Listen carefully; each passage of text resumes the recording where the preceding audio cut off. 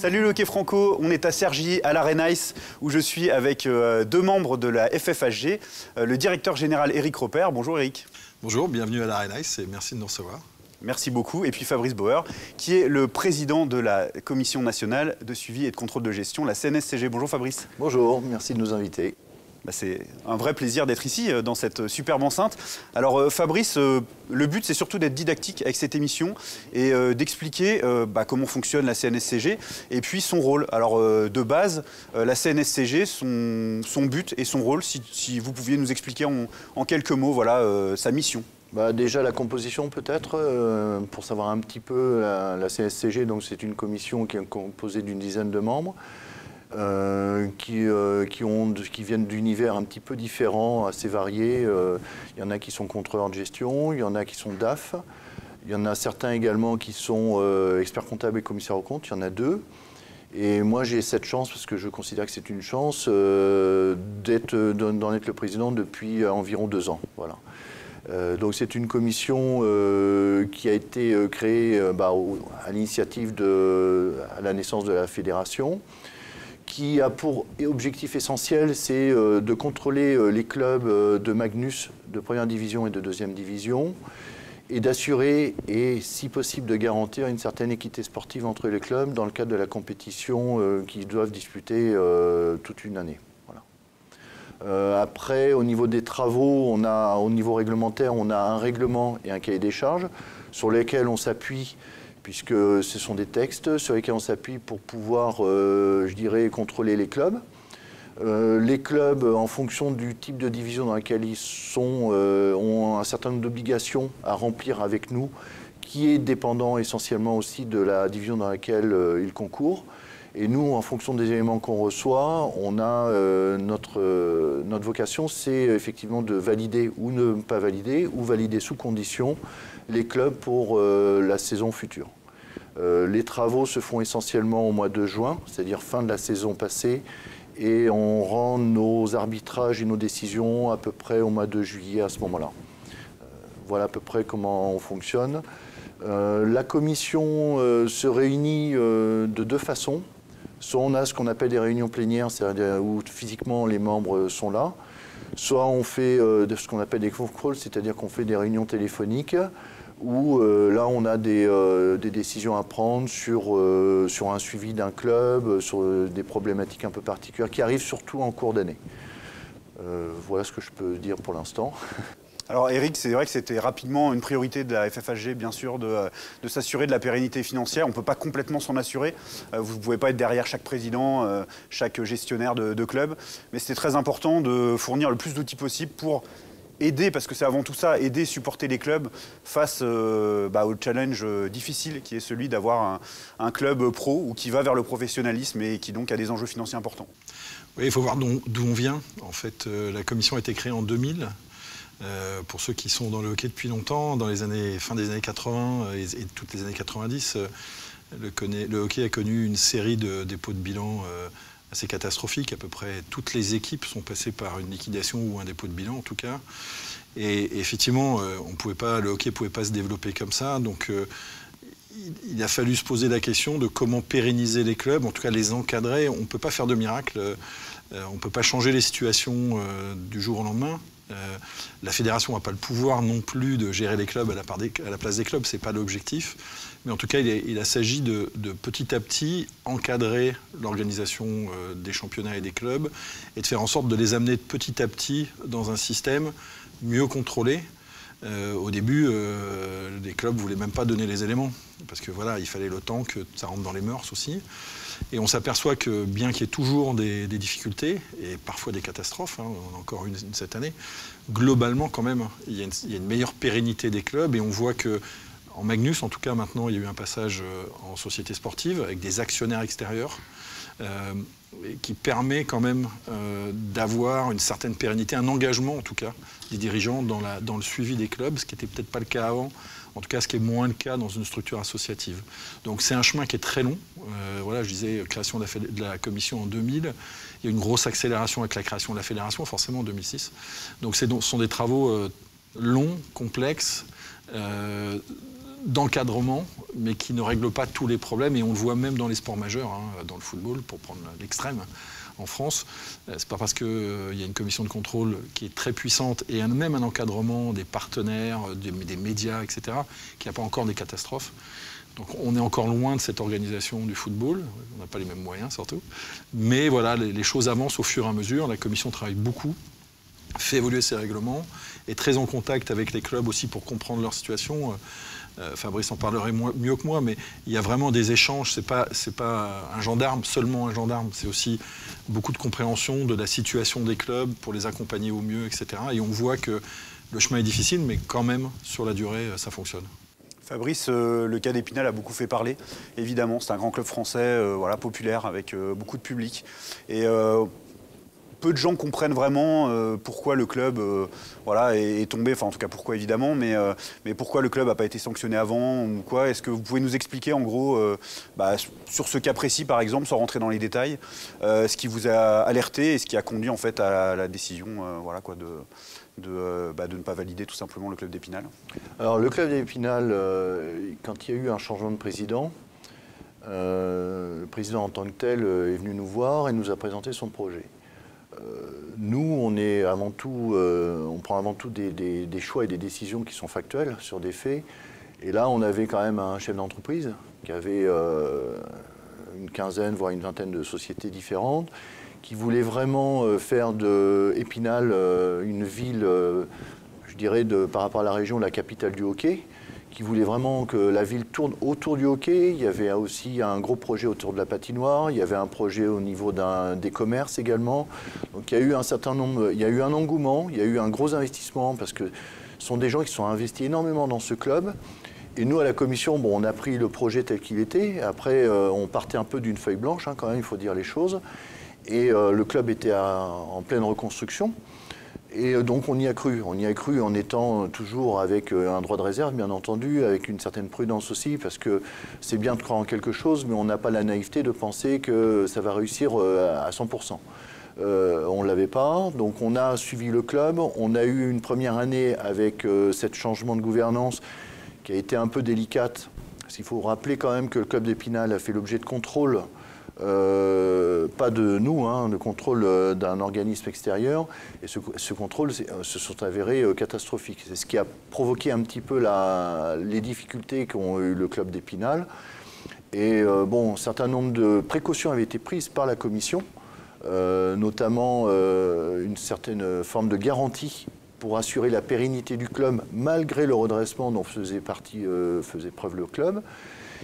Et après, on s'est retrouvé en fait avec un club qui, il y a eu un gros problème de contrôle interne, de gouvernance et d'organisation, qui fait que, je dirais, le recadrage et je dirais la réorientation de l'outil par rapport à l'équilibre qu'il devait atteindre n'a pas été effectué.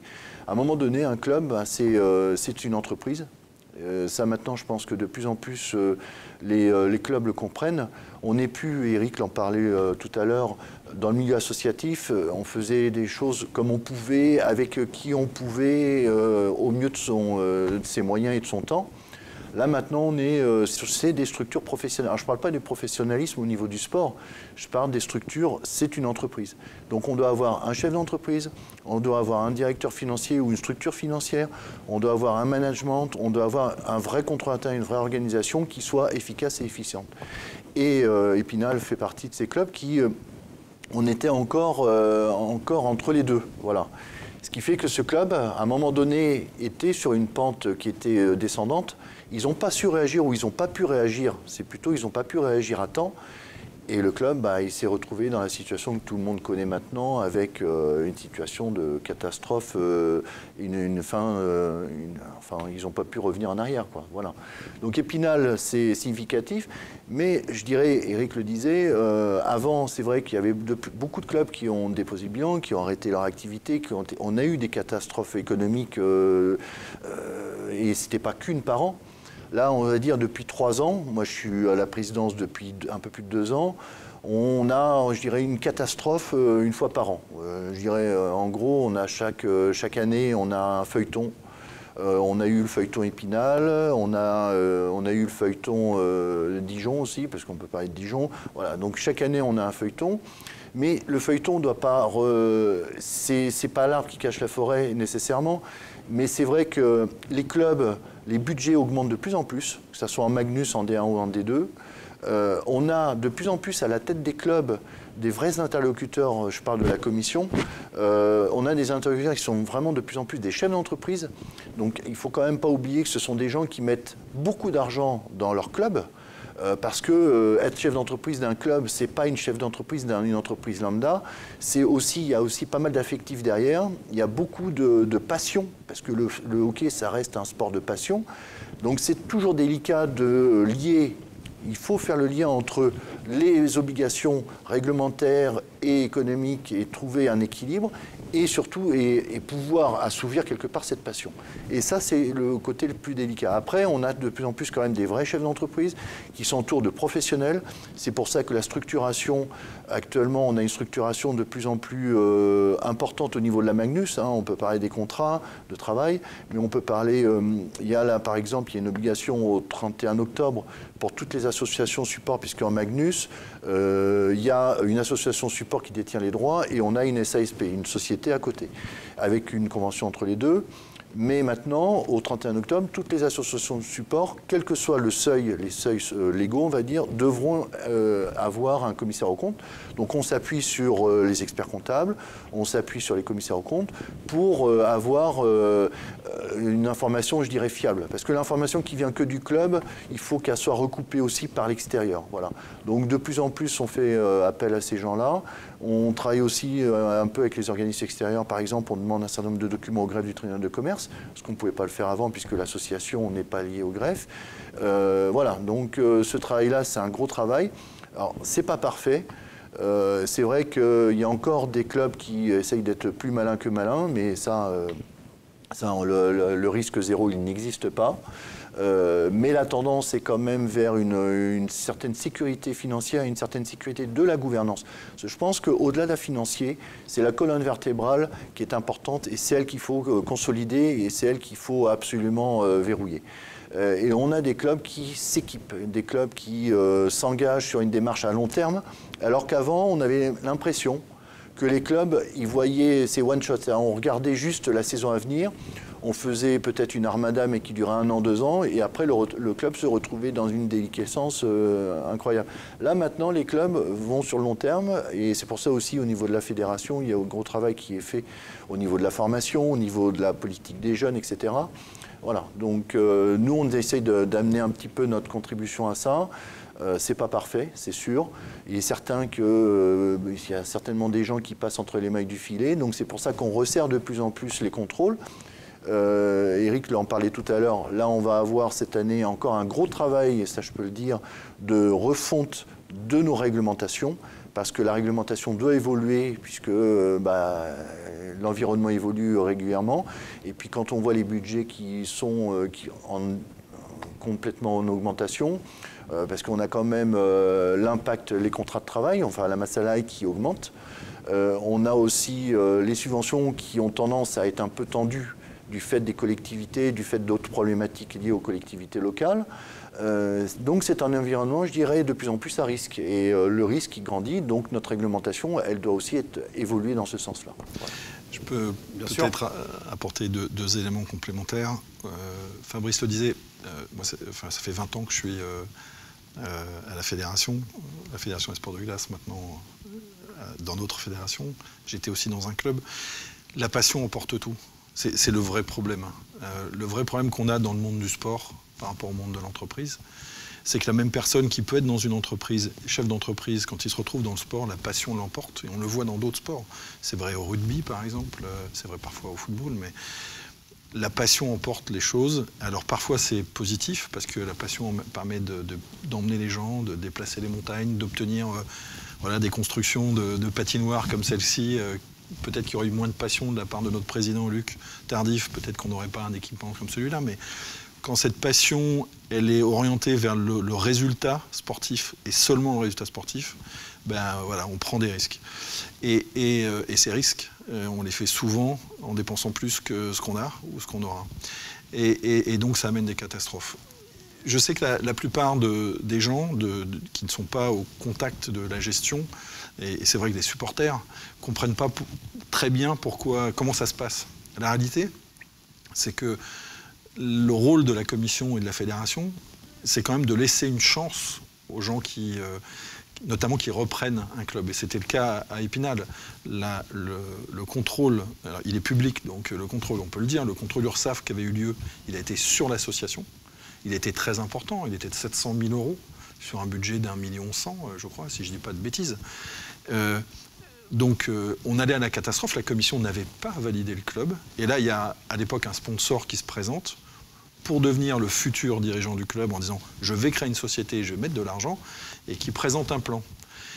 Et nous aussi, on veut, enfin quand je dis nous, l'ensemble de la fédération, notre objectif, c'est de donner une chance au club, aux structures, parce que quand on parle d'Épinal, c'est une place de hockey sur glace, avec beaucoup de supporters, on le voit en Détroit, ils ont plus de 1000 personnes dans la patinoire en Détroit. Donc il y a quelqu'un qui arrive, qui est chef d'entreprise, qui a visiblement des moyens financiers, et qui dit je vais faire en sorte de sauver le club et de le relancer. Le projet était d'ailleurs assez impressionnant au départ, tel que présenté. Absolument, pour tout le monde. Très pro au niveau de la communication. Tout le monde s'est dit, la mairie, les supporters, les partenaires locaux et la fédération, on s'est tous dit, on a la chance d'avoir quelqu'un qui met de l'argent. On ne va pas lui fermer la porte. On ne va pas lui mettre une balle. Donc, même si les difficultés étaient réelles. Les difficultés existaient déjà.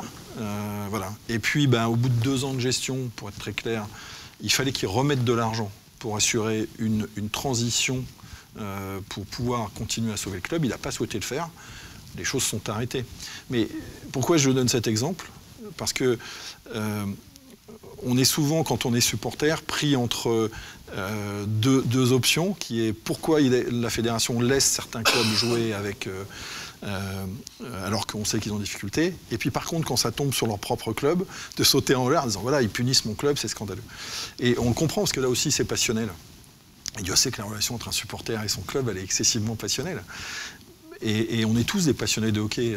Moi, j'ai la chance d'être salarié aujourd'hui, mais Fabrice est bénévole, il passe énormément de temps. Et s'il n'était pas passionné, il ne serait pas là. Et on comprend que les supporters réagissent comme ça. Mais la réalité, c'est qu'il y a souvent le fait que les clubs ont un peu de temps, on leur laisse un peu plus de temps, c'est que l'objectif de tout le monde, s'il y a quelqu'un qui vient et qui présente un plan qui paraît crédible, c'est de laisser une chance. Parce que sinon, il y a 10 ans, allez, j'exagère, il y a 15 ans, on aurait écrasé toutes les structures. Et le hockey n'existe, enfin, le hockey aurait mis 20 ans à s'en remettre. Donc il faut trouver un équilibre entre encadrer, laisser une chance aux gens qui reprennent la main. Et il y a plein de clubs, et on n'en parle jamais, mais il y a plein de clubs qui ont eu des grosses difficultés. Je peux en citer quelques-uns. Dunkerque, par exemple, qui avait eu des très grosses difficultés, avec un président qui l'a repris en main. Grenoble, dernièrement. Alors c'était le cas en 2009. Il y a eu une reprise. Il y a eu encore des difficultés. Il y a eu aujourd'hui, enfin il y a 2 ans maintenant, un nouvel actionnaire qui prend la main. Anglette, qui est aujourd'hui en Magnus, ancien Racing Magnus, et qui a eu des grosses difficultés il y a un peu plus d'une dizaine d'années, et avec un accompagnement, et ils se sont redressés. Donc, quel est l'objectif au final? Est-ce que l'objectif, c'est juste appliquer des règlements et sortir une Kalachnikov et tirer à vue? Ou est-ce que c'est de faire en sorte que le hockey, dans 10 ans, soit dans une meilleure situation qu'aujourd'hui? Et voilà. Et donc, quand il y a quelqu'un qui se présente avec un plan, des moyens, voilà, tout le monde a envie de lui laisser une chance, et c'est exactement ce qui s'est passé à Épinal. Et ce qui est important que les gens entendent, c'est que, parce qu'une fédération, ça paraît toujours très loin, ça paraît des gens dans un bureau, etc. Tous les gens qui sont à la fédération sont des passionnés de hockey. Si vous regardez la composition du bureau directeur, du comité directeur, mais d'une instance comme celle-là, ce sont tous des bénévoles qui passent, comme dans les clubs, énormément de temps. Et leur seul objectif, c'est pas de boire du champagne et de faire la fête, parce qu'on n'a pas les moyens de le faire, et c'est pas comme ça que ça se passe dans notre fédé. C'est de participer à quelque chose pour développer notre sport. Ils sont tous passionnés, et voilà, ils ont envie que ça se passe le mieux possible, et parfois, quand on laisse une chance, parfois ça se passe très bien, et souvent on n'en parle pas, les gens ne le savent pas, et puis parfois ça se passe mal, et en général, enfin en tout cas en majorité, ça se passe plutôt mieux que mal, et c'est important de le souligner. Alors si on se met à la place justement des chefs d'entreprise, des futurs peut-être personnes qui prendront en main des clubs, etc. Une question toute simple mais assez essentielle pour l'avenir du hockey français. Est-ce qu'on peut gagner de l'argent dans le hockey français? C'est à la fois simple et compliqué comme question, mais j'ai envie de dire c'est presque un enjeu majeur. Peut-être que c'est là où franchement le cap aura été franchi. Alors je pense qu'il faut regarder en comparaison avec les autres sports français. Aujourd'hui, il n'y a pas en France, aujourd'hui, un modèle économique profitable pour le sport. Il y a peu de pays où ça l'est, pour être très clair. En général, les actionnaires qui viennent dans un sport, ils y viennent pour un bénéfice qui n'est pas toujours visible, qui n'est pas financier. Voilà, qui peut être de l'image dans certains sports, mais qui peut être surtout dans un sport comme du réseau. Il y a la passion aussi, parce qu'il y a des présidents qui y sont parce qu'ils ont une fibre, des actionnaires avec une fibre avec ce sport. Mais ils y viennent aussi parce que la structuration des clubs, en tout cas ceux de la Saxo Printing Magnus aujourd'hui, la Synerglass avec Magnus, je dis une bêtise, aujourd'hui il y a un budget le budget moyen il doit être d'1,7 million. 1 million moyen ? 1,3 million, 1,5 million. D'accord. Il y a aujourd'hui des entreprises, il y a des clubs d'entreprises. Les clubs ont au minimum une centaine de partenaires. Et souvent, ce que les actionnaires viennent chercher, c'est ce réseau, cette relation avec les autres partenaires, cette relation aussi avec les décideurs publics, parce que c'est aussi important, et puis une image. Et avant qu'il y ait un retour sur investissement financier, il va se passer beaucoup de temps. Et puis c'est un investissement, on peut dire, mesuré. Quand on parle du sport de haut niveau en France, aujourd'hui, quelqu'un qui voudrait prendre en main un club de football ou un club de rugby de top 14 ou même de Pro D2 aujourd'hui, c'est quand même d'autres moyens financiers. Ça peut permettre c'est peut-être pour un type d'entreprise, finalement, qui peut être un pilote. Oui, et d'ailleurs, on le voit, c'est tout le cap qu'on a besoin de passer.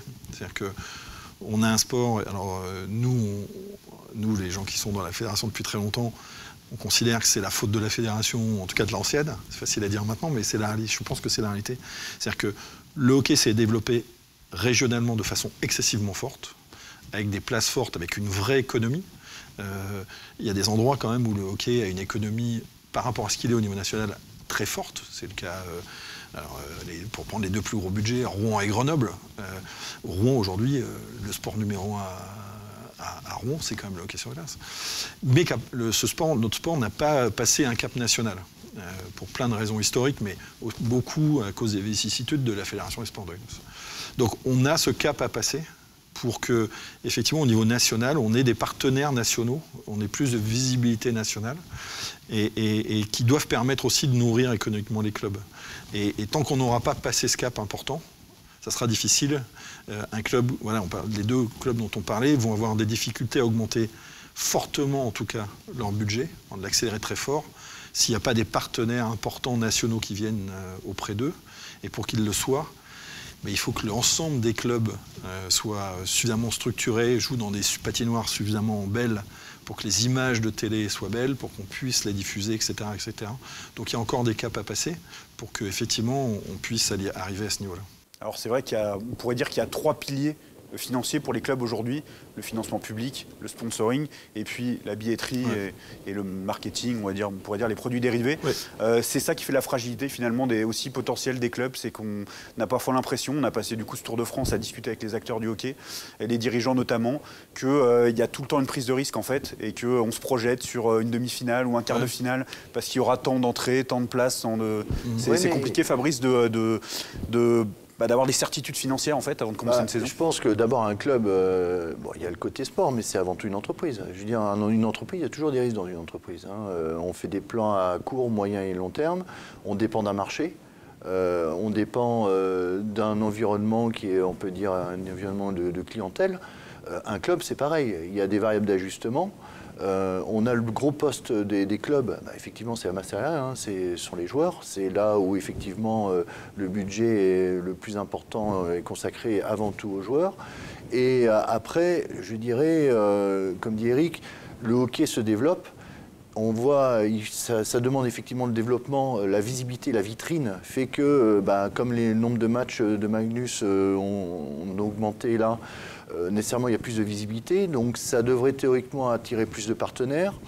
Après, le problème des collectivités, je suis d'accord, effectivement, les collectivités, ça reste une variable importante. Hein, et quand on est dans des places fortes, c'est plus facile d'avoir des budgets importants en termes de subventions, par exemple, que quand on est dans des villes qui sont plutôt omnisports, où il y a beaucoup de sports qui sont en concurrence. Donc c'est sûr.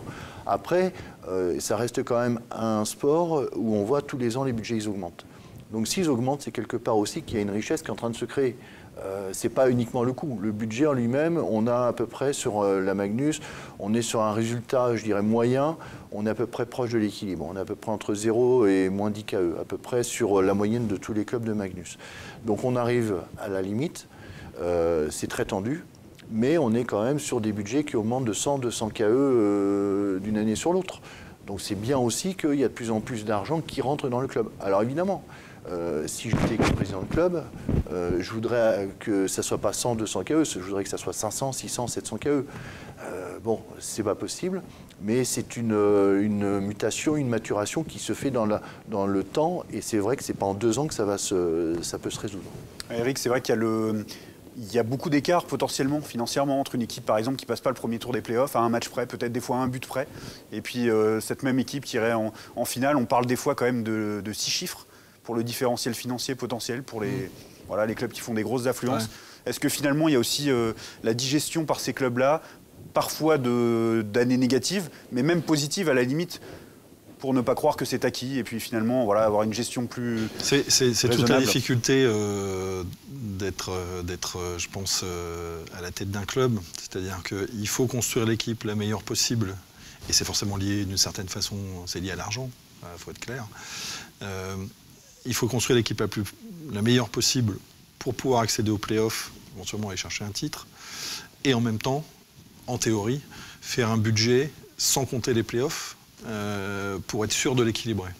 Donc c'est un équilibre qui est un peu compliqué à trouver, et c'est là souvent que les problèmes se posent. Il y a des batailles internes véritablement parfois dans les clubs pour la prise de risque, la zone de risque. Absolument. Évidemment, les partenaires ont envie de voir la plus belle équipe possible, et puis les managers, les entraîneurs ont envie aussi d'avoir une belle équipe pour aller loin sportivement. Tout le monde a envie de ça. Quand même, je pense que ce qui est important à dire, c'est que quand les clubs sont en société, il y a des actionnaires. Donc les actionnaires, ils peuvent prendre une décision de dire je prends le risque, mais je vais l'assumer. Ce qui n'est pas le cas quand il n'y a pas d'actionnaire. Donc quand on a en face de nous des actionnaires, alors après, ça n'empêche que la commission fait son travail et un club qui est en déficit, etc. Se porter caution, on peut dire. Mais non, mais simplement remettre de l'argent. C'est-à-dire que ça existe dans d'autres sports. Hein. On parle dans le rugby beaucoup de mécènes, entre guillemets, parce qu'en fait, on a des entreprises dans certains grands clubs de rugby qui mettent de l'argent tous les ans pour assurer la vie du club. Et on a un petit peu ça de temps en temps dans le hockey, où maintenant on a des actionnaires qui disent voilà, ça vaut le coup que je le fasse, donc je remets de l'argent. Donc voilà, c'est respectable. Surtout si ça ne fonctionne pas, je l'assume. Voilà, j'assumerai. Ce qui est important aussi à dire, je pense, par rapport aux équilibres financiers, les 3 sources de financement, c'est qu'il y a une étude qui a été faite il y a 3 ans, sous le gouvernement de Braillard, sur le sport professionnel. Et quand on compare avec les autres sports collectifs, on met le football à part, hein, parce qu'il est à part de toute façon, mais donc rugby, basket, handball, on est le plus petit de tous ces sports. On est la seule ligue. Alors nous, on essaye de fonctionner comme une ligue, même si aujourd'hui la ligue n'est pas indépendante, mais c'est l'idée à terme. On est la seule ligue, comme le disait Fabrice, qui globalement est équilibrée, la seule. Et on est celle avec le plus petit financement public. Donc ça, c'est quand même important. C'est-à-dire que, et ça se traduit aussi dans les budgets de la fédération, où la part du public dans notre budget, elle est de moins de 20%. Et c'est le cas dans les clubs, elle est autour de 30% en moyenne dans les clubs de Magnus. Et nous ne sommes qu'un sport de 22 000 licenciés.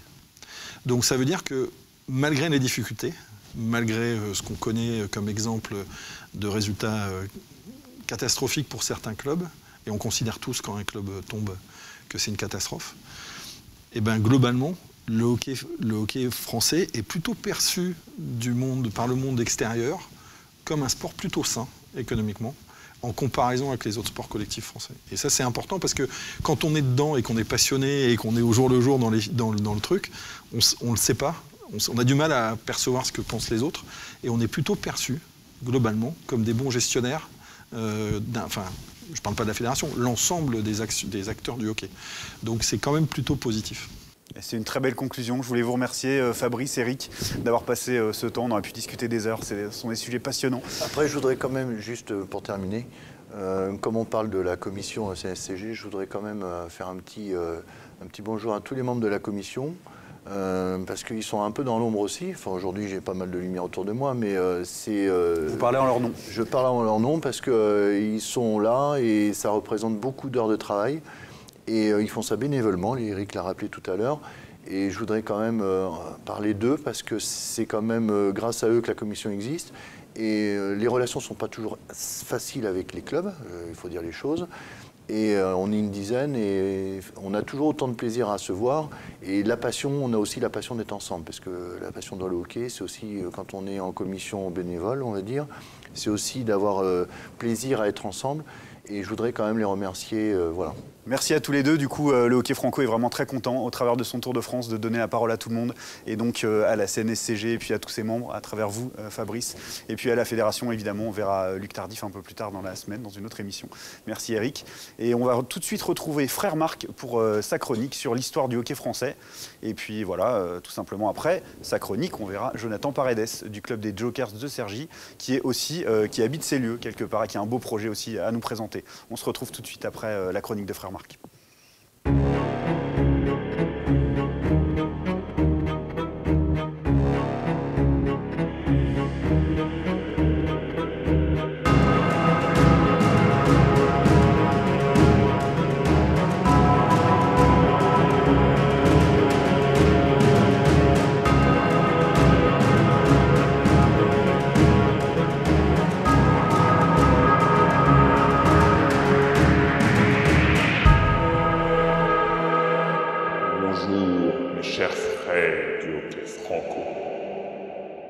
Lorsque Luc Tardif arriva à Bruxelles en 1976, l'entraîneur-joueur de l'équipe était un Canadien qui s'appelait Pierre Richard.